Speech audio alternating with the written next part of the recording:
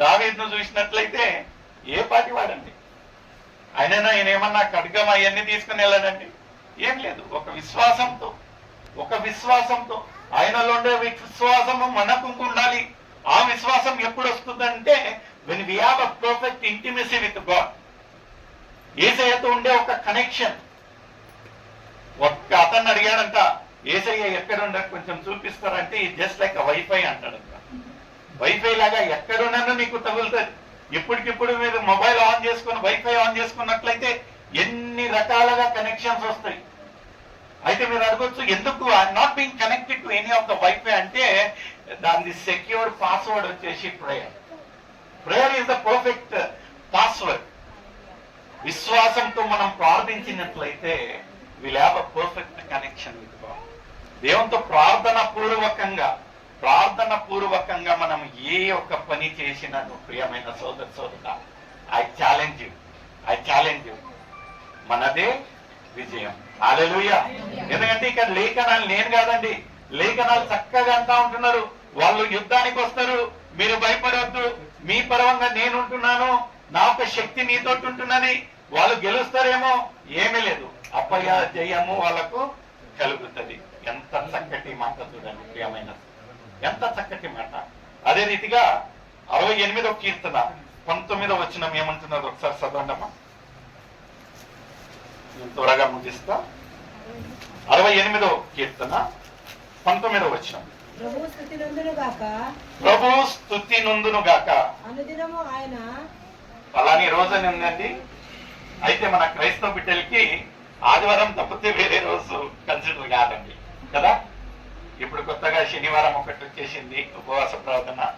స్త్రీల సమాజం ఉన్నట్లయితే బుధవారము, శుక్రవారము కదా. అయితే దేవుని యొక్క కృప మన పట్ల మాత్రము అనుదినము అనుక్షణము ఉండాలి.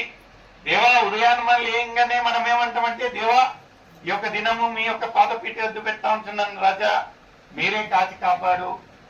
అక్కడ ఏమైనా కండిషన్స్ ఉందండి? అయితే దేవునికి మాత్రం కండిషన్. ఆదివారం ఉంటే మాత్రమే వస్తా, బుధవారం ఉంటే మాత్రమే వస్తా కదా. ఎందుకండి ఇలాంటి ఒక పక్షపాతం? ఇక్కడ మరొకసారి చదవమ్మా ఒక మాట. అనుదినము ఆయన మా భారము భరించుచున్నాడు. ఆయన మన ఒక భారము. చూడండి, తల్లిదండ్రులుగా ఉన్నా మనము ఒక స్టేజ్ వరకు మాత్రమే మన పిల్లల బరువు బాధ్యతలు కదా. ముందు నాడిగాన్ని ఎత్తుకోవాలంటే మాకు భలే కృషి అవుతా ఉన్నది. ఆ తర్వాత మేము ఒక్కళ్ళ మక్కలు ఒక్కళ్ళు సూసైడ్ స్టార్ట్ అయింది కదా. ఎందుకంటే బరువు బాధ్యతలు ఎక్కువైపోయినాయి అనేది. తర్వాత ఆ మనిషిని ఎత్తుకోవాలంటే ఒక ఛాలెంజ్ అయిపోతా ఉన్నది కదా. నిన్న ఒక జయశ్రీ అబ్బాయి గురించి మాట్లాడుకున్నాము కదా. ఎందుకంటే బరువు ఎక్కువైపోయిందన్నా అతనికి కాలు ప్రాబ్లం అయింది. ఇక్కడ యేసయ్య ఏమన్నా మన బరువు గురించి మాట్లాడుతూ ఉంటున్నాడంటే నథింగ్. ఆయన ఏమంటా ఉంటున్నాడంటే, సమస్త భారము మోయుచున్న జనులారా నా యొద్దకు రండి. Is not seeing the weight of the burden. ఎంత భారంగా ఉంటున్నది, ఎంత బరువు ఉంటున్నది ఆయన చూడటంలా. ఆయన చక్కగా ఏమంటా ఉంటున్నాడంటే, సమస్త భారము మోయుచున్న జనులారా. ఆయన ఏం చేస్తాడంటే మనకు విశ్రాంతి కలగజేస్తాడు. అంటే మనము దేవా నా బరువు. ఒక చక్కటి మూవీ ఉన్నదండి, యాత్రికుని ప్రయాణం అని. దాంట్లో చూసినట్లయితే ఆయన భారము ఆయనని. దేవుణ్ణి ఏమంటా ఉంటున్నాడంటే, సమస్త భారము, మీకు ఏమన్నా భారం ఉన్నట్లయితే నా దగ్గరికి రండి, నేను మీకు విశ్రాంతి కలగజేస్తామంటే. ఎన్నో మార్లు మనం ఏం చేస్తామంటే మన భారము మనమే మోస్తాము. ఎవరన్నా అడిగారనుకోండి, ఎక్కడ లేని సమస్యలు చెప్తాము. నైనా ఎక్కడా తండ్రి, ఎంత భారము, ఎంత శోధన, ఎంత అసమాధానము. ఎందుకంటే ఆయన ఇచ్చిన ఒక పర్ఫెక్ట్ ఏమంటా ఉంటున్నాడంటే, మత్తయి రాసిన సువార్తలో అడుగుడి మీకు అడుగుడి. మనం అడుగుతా ఉంటున్నామా? బైబిల్లోనే ఉన్నాయి ఆ మాటలు అన్నాం కదా. బైబిల్లోనే ఉంది. నేను మీకు చెప్పానో లేదో తెలియదు కానీ ఒకరోజు ఒక అతను ఇలాంటి కృతజ్ఞత కూడిక పెట్టినట్లయితే పాస్టర్ అయ్య అని పిలిచారంట. పాస్టర్ అయ్యా లేకపోతే గొప్ప దైవ సేవకులు అని పిలిచారనుకోండి, మనం ఏం చేస్తామంటే కొంచెం వాళ్ళకు అతిగా అతిథి సత్కారాలు చేస్తారు. వీళ్ళంతా ఏం చేశారంట, అయ్యగారు వచ్చారు మామూలు సామాన్లు పెట్టకుండా ఆయనకి ఏం చేశారంట, సిల్వర్ అంటే ఏంటండి, వెండి పదార్థాలలో ఆ ఒక ఆహారాన్ని పెట్టారంట. అన్ని పెట్టారు. ఆయన అంతా బాగా తిన్నాడు. ఆయనకు ఇంకా గొప్ప అనిపించిందంట, అబ్బాయి వీళ్ళు ఎంతగా ప్రేమిస్తా ఉంటున్నారు మాకు, అది ఇది అని. అంతా అయిపోయాడంట. ఆ తర్వాత ఇంకా ముగింపు ప్రార్థన చేశాడంట. ఇంకా అక్కడి నుంచి వెళ్ళిపోయారు. అయితే వీళ్ళ సర్ప్రైజ్కి ఏమైందంటే, ఆ రోజున అన్ని ఇంకా క్లీనింగ్ చేస్తుంటే వాళ్ళు ఆయనకు సర్వ్ చేసిన, ఆయన తిన్న ఒక స్పూన్ కనపడటం లేదంట. ఎలాంటి స్పూన్ అంటే అది వెండి స్పూన్. మామూలు స్పూన్ అయితే పాపం వాళ్ళంతా పట్టించుకునే వాళ్ళు కాదేమో. ఈమె చాలా బాధ అయిందంట, ఏంటి మన అయ్యా అట్లా కనపడేదే బయట నుంచి, అయినా అడిగి ఉంటే ఇచ్చేవాడినేమో అని బాధపడతాందంట.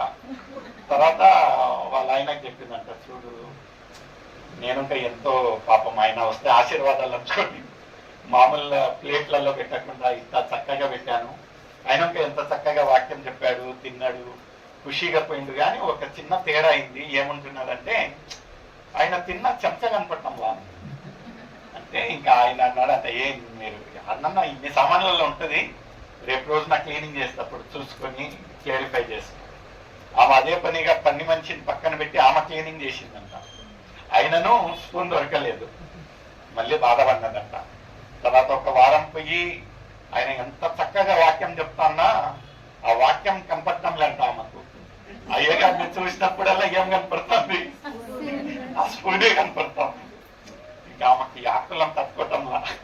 ఎన్ని రోజులని నేను ఆ స్పూన్ తల్లించుకుంటూ ఆయన చెప్పే మంచి వాక్యం నాకు బోధన పట్టంలా అని ఇంకొక రోజు ఇంకా తట్టుకోలేక నెల రోజుల తర్వాత ఇంకా వాళ్ళ ఆయన అన్నాడంట, పోనీలబ్బా దైవ సేవకుడు ఏమైతే కానికి ఇచ్చినావు అనుకోలేంటే, అది కాదండి ఆయన అడిగంటే ఇచ్చేవాళ్ళం కదా, ఇట్లా తీసుకొని పోయి ఎందుకు తీసుకొని పోయి, ఏమబ్బా నీ కర్మ నువ్వు ఏమన్నా చేసుకొని ఆయన పక్కన జరిగాడంట. ఏమో ఇంకా అదే పనిగా డైరెక్ట్ గా ఆరిగిపోయి అందుకే బాగుండదని మళ్ళీ ఒకసారి పిలిచారంట. అయ్యగారిని పిలిచి టీ, అప్పుడు భోజనాలు ఏర్పాటు కాదు, ఆయన లెవెల్ కిందికి వచ్చింది. ఎక్కడికి వచ్చింది, టీ బిస్కెట్స్ వచ్చింది. ఇక టీ బిస్కెట్స్ తాగుతూ అంత చేస్తూ, అయ్యా నాకు ఒక వారం నుంచి మీరు పోయి వచ్చి మీరు మా యొక్క ఇల్లు దర్శించి వెళ్ళిన నుంచి నాకు ఎక్కడ లేని సంతోషము, ఎంత చక్కగా మీరు ప్రార్థించారు, అంత బాగుంది. ఏదో ఒక చింత నాలో ఉంటున్నది అంటే, ఎందుకమ్మా మళ్ళీ ఏమైనా సమస్య వచ్చిందా చెప్పండి, మరొకసారి ప్రార్థిస్తే. ఉదయ సమస్య ఏమీ లేదు, ఆ రోజున మీకు భోజనాలు, భోజనం అంటే మర్చి వచ్చిందమ్మా, ఎంత చక్కటి భోజనం. నా జీవితంలో నేను ఎప్పుడు వెండి పాత్రలలో భోజనాలు చేయలేదు. నిజంగా అమ్మా, మీ ప్రొఫైల్ తగ్గట్టుగా, మీ యొక్క ఏమంటారు ఆస్తి తగ్గట్టుగా, హోదా తగ్గట్టుగా మీరు, మీ స్థితికి తగ్గట్టుగా మీరు ఎంత గొప్పగా అతిథి సత్కా, అంత బాగుందయ్యా. అయితే ఆ రోజు మీరు తిన్నది చూడండి, ఆ స్పూన్ కనిపించటంలా అనేసరికి నా షాక్ ఉంటాను. ఏందమ్మా నెల రోజులైంది ఈ మాట మీరు ఇప్పుడే చెప్తా ఉంటున్నారా, మీరు గమనించలేదా అన్నదంట. ఏందయ్యా అంటే, నేను ఆ రోజు అనుకోకుండా ఆ స్పూన్ ప్రార్థన చేయంగానే ఆ స్పూన్ ను మీ యొక్క బైబిల్లో పెట్టి వెళ్ళిపోయాను, చూసుకోలేదా అన్నదంట. అవునయ్యా ఉండండి ఒక నిమిషం అని ఆమె అప్పుడు పరిగెత్తి బైబిల్ తీసి చూస్తే ఏం దొరికిందంట అండి. దీంట్లో మనం తెలుసుకున్న ఒక విషయం ఏముందంటే, కరెక్ట్ గా పట్టుకున్నారు. ఎన్ని రోజుల తర్వాత ఆమె బైబిల్ తెలిసిందండి, నెల రోజులు. ఆమె చింత అంతా స్పూను అయ్యానే ఉంది, కానీ ఆయన చెప్పే బోధన లేదు, ఆయన చేసిపోయిన ప్రార్థన లేదు. ఆయన మైండ్ అంతా మన లోకం, మనది ఇంకా ఎలా ఉంటున్నదంటే, పోయిన వారం ఇంకా నేను చెప్పాను, యేసు అంటే మన జీవితాలు పీసు అనుకుంటానే వెళ్ళిపోతుంది కదా. అలా ఉంటున్నది మన యొక్క జీవితాలు. ఎలాంటి ఒక దైవ సేవకుడు వచ్చినాను, ఎలాంటి ఒక ఇవాంజలిస్ట్ వచ్చినాను, ఎవరు వచ్చినాను, మన ఒక స్థితిగతులు మాత్రము.